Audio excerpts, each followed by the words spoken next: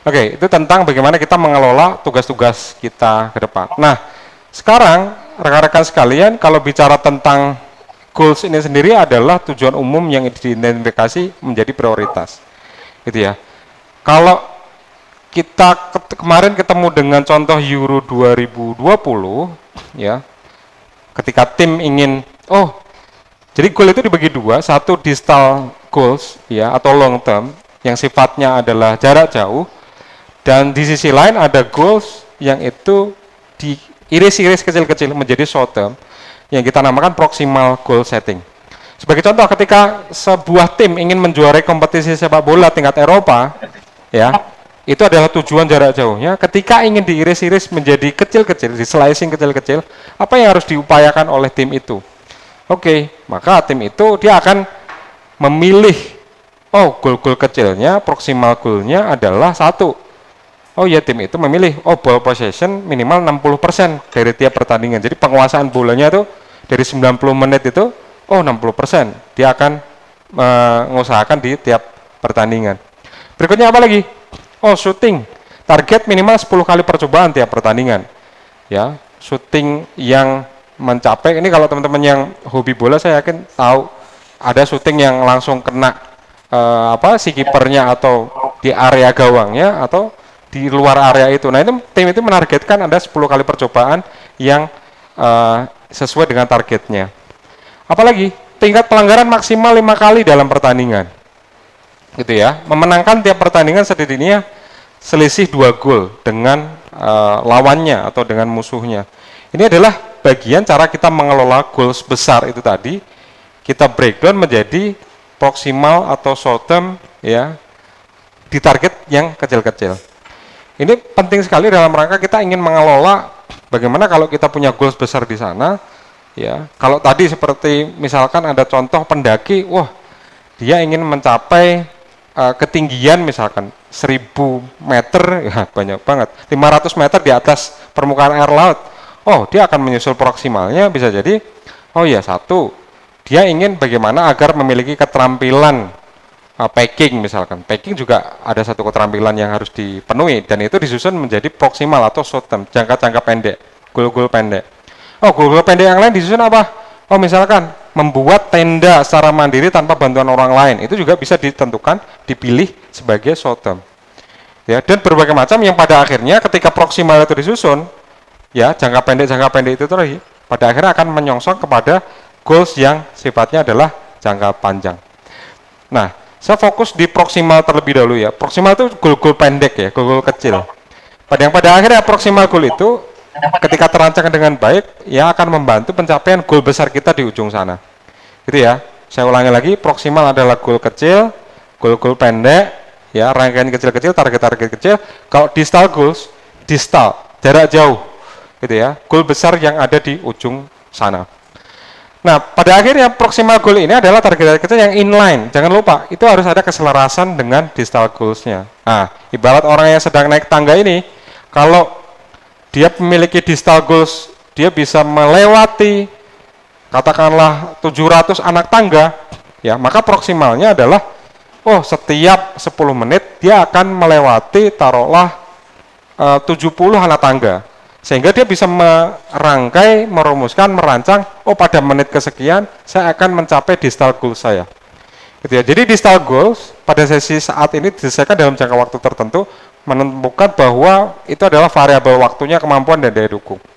Nah, proximal goal adalah tujuan kecil-kecil itu tadi, tapi pada akhirnya tetap inline atau berkesesuaian dengan jangka jauh, ya, jarak jauh. Oke. Nah, ini penting juga dalam rangka menyusun studi atau goals teman-teman nanti ketika nanti studi di NMPS Bogor. Sehingga dengan pendekatan SMART, ya, specific, measurable, achievable, realistic, dan timely, kita akan membuat goals kita. Jangan khawatir, nanti ada contoh-contoh di slide-slide berikutnya. Jadi membuat goals itu juga tidak ngawur, tidak ngarang.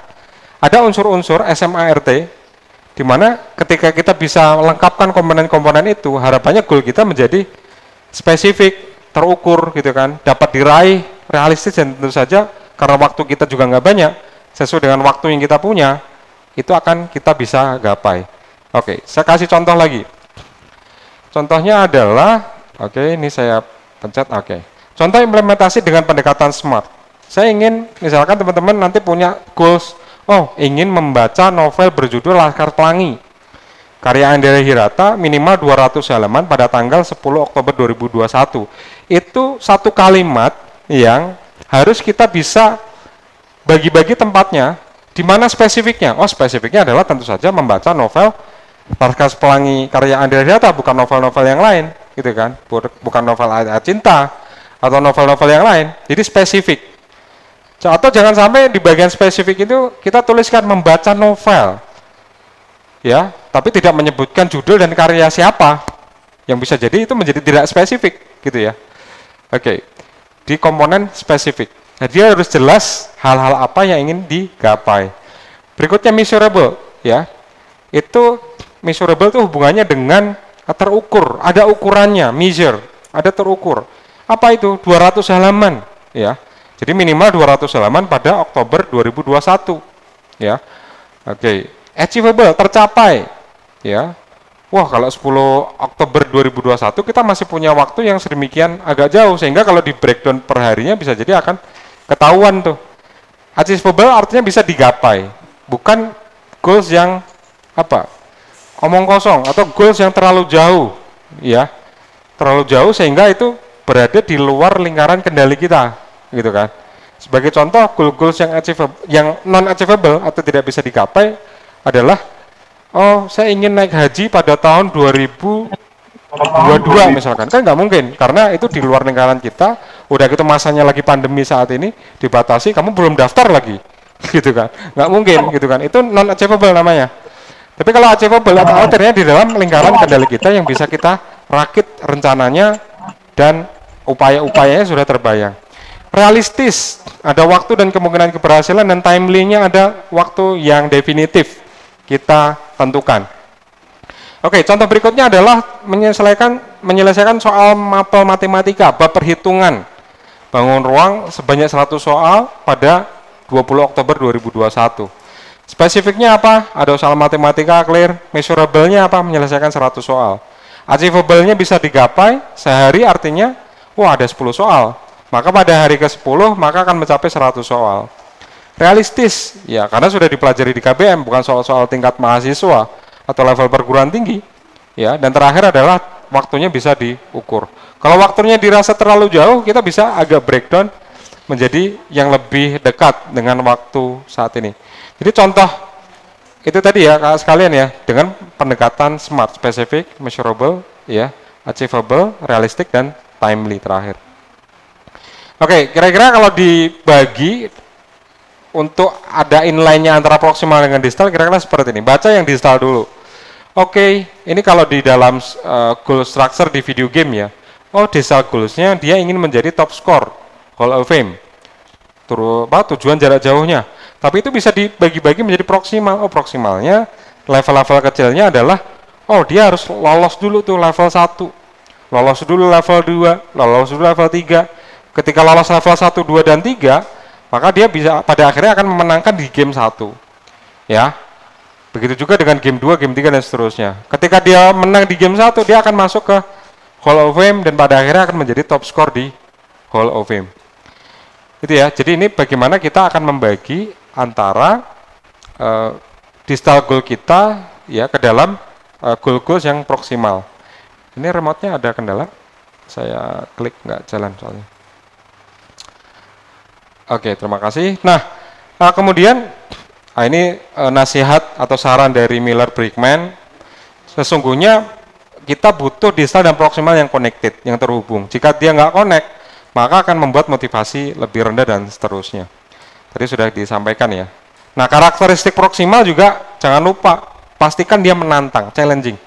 Oh, kalau kemarin saya membaca satu dalam setiap selesai sholat fardu, ya sholat wajib itu saya kemarin membaca 1 halaman Quran, artinya dalam 1 hari saya bisa menyelesaikan 5 halaman Quran.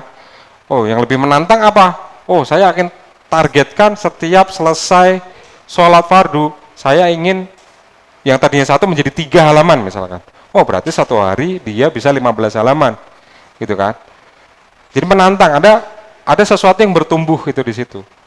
Terus spesifik pada tugasnya, kita jadi lebih concern kepada tugas-tugas itu. Kongruen artinya adalah sebangun selaras dengan tujuan yang jangka panjang. Nah, teman-teman sekalian, di masa matriks ya atau di masa beberapa hari ke depan, saya kasih beberapa contoh dimensi. Ya, dimensinya adalah akademik, sosial, ibadah, bakti orang tua, dan personal growth. Ini saya nanti akan bentangkan sampai dengan tanggal 30 Juli ya, atau 31 Juli, sampai akhir bulan ini. Artinya 8 hari ke depan, 8 atau 9 hari ke depan.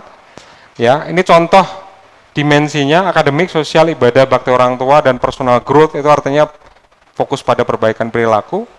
Kalau akademik, oke, ya, akan ada mendapatkan ulangan di kelas 10, ya. Di sosial, pada hari keempat, saya akan mengenal nama teman seangkatan, dan teman-teman bisa kembangkan contoh-contoh yang lain. Ini baru sebagian kecil contoh-contoh dari 5 dimensi itu. Gitu ya. Dan kemudian ada ibadah, ya, pada hari keempat matriks saya akan tilawah Quran 100 halaman, bakti orang tua, dan personal growth. Ya. Dan contoh ya, ketika kita sudah punya distal seperti ini, rekan-rekan sekalian, di masing-masing dimensi ini harus di breakdown menjadi daily plan. Agar goals kita bisa kita gapai. Contoh nih ya, pada hari keempat matriks, ini hari keberapa nih? Hari kedua ya. Hari kedua matriks, pada hari keempat saya akan menambah tilawah Quran 100 halaman. Berarti ini hari Kamis ya, Rabu, Kamis, Jumat, Sabtu. Pada hari Sabtu, hari keempat, saya akan menambah tilawah Quran 100 halaman dibanding dengan sebelum matriks semisal. Sehingga apa yang bisa saya rakit atau rancang, ya, bagaimana membuat proximal goals atau daily plan dengan distal tersebut. Nah, teman-teman bikin tabel, ya. Oh, hari pertama, hari kedua, hari ketiga, hari keempat. Hari pertama saya akan selesaikan 25 halaman, hari kedua 3 dan 4 demikian juga, dan saya akan bagi. Oh, ketika satu hari itu saya menyelesaikan 25 halaman, oh berarti setiap habis duhur saya 10 halaman, asar 10 halaman, maghrib 5 halaman, saya tambahin, jangan lupa extra time. Extra time itu artinya adalah opsi di luar hari atau waktu yang sudah kita tentukan. Bisa jadi kita misleading di situ, bisa jadi kita abai atau kita terlupa, ya, ketiduran dan seterusnya, atau sakit, kita tambahkan extra time. Jadi kalau ada hari keempat matrik kita punya 100 halaman, di breakdown menjadi hariannya 25, 25, 25, 25, kemudian di breakdown juga kepada timingnya. Oh, duhur berapa, asar berapa, itu adalah cara kita mengelola goals distal menjadi proximal dan daily plan yang bisa kita gapai. Sehingga dengan contoh yang sama, teman-teman sekalian, nanti bersama dengan mentor masing-masing, tidak tidak kita selesaikan di forum ini tentu saja. Dan saya minta mudah-mudahan ada waktu ya hari ini agar bisa join dengan mentor atau astornya masing-masing. Buatlah contoh dalam 2 dimensi distal dengan dimensi-dimensi yang ada. Jadi ada dimensi yang sudah saya siapkan, ada akademik, sosial, ibadah, bakti orang tua, dan personal growth. Itu ada 5 dimensi. Nah, tolong pilih 2 saja yang menurut teman-teman itu bisa digapai di tanggal 31 Juli atau di akhir bulan Juli ini. Nah, sebagai contoh misalnya teman-teman ngambil, oh saya ingin ngambil ibadah Ustaz. Saya ibadah itu saya ingin menambah hafalan sampai dengan tanggal 31 Juli adalah saya ingin nambah 1 halaman Quran misalkan. 1 halaman itu ada berapa baris ya? Misalkan 15. Oh berarti 15, berikutnya lanjutkan dengan daily plan. Apa nih? Yang bisa dibuat, ya, yang bisa dirancang sampai dengan tanggal 31 Juli. Ya, dengan asornya sehingga nanti teman-teman buat rakit dengan tabel merah seperti ini nih, di sebelah kiri. Sehingga bentangkan itu sampai dengan tanggal 31 Juli dan teman-teman punya rancangan apa-apa daily plan yang akan dieksekusi. Ya. Ini sekali lagi dalam rangka untuk kita bisa sama-sama tumbuh, sama-sama berkembang di dalam dimensi-dimensi yang ada. Oke, kalau tadi ibadah, dimensi akademik apa nih? Oh, saya ingin menambah daftar bacaan saya. Oh, sosial, saya ingin hubungannya punya kemanfaatan untuk orang lain, misalkan infak berapa gitu ya. Bakti kepada orang tua apa, membantu tugas-tugas ke rumah tanggaan di rumah. Ya, antum semua tentukan target itu, distal goals-nya, dan kemudian di breakdown kepada daily plan, sehingga masing-masing orang di astornya masing-masing nanti sudah dikumpulkan rencana daily plan kalian ya sampai dengan tanggal 31 Juli 2021. Oke, begitu ya rekan-rekan sekalian, mudah-mudahan ini adalah bagian dari cara kita mengelola pengembangan diri kita ke depan, tentukan target ya, tentukan goals ya, agar kita bisa semangat ya, challenging yang ada di depan kita, yang kita rakit, kita rancang, kita susun dalam rangka untuk mencapai target kita yang lebih besar di masa depan. Baik, demikian materi tentang goals settings hari ini, mudah-mudahan banyak manfaatnya dan menginspirasi kita semua. Terima kasih. Assalamualaikum warahmatullahi wabarakatuh.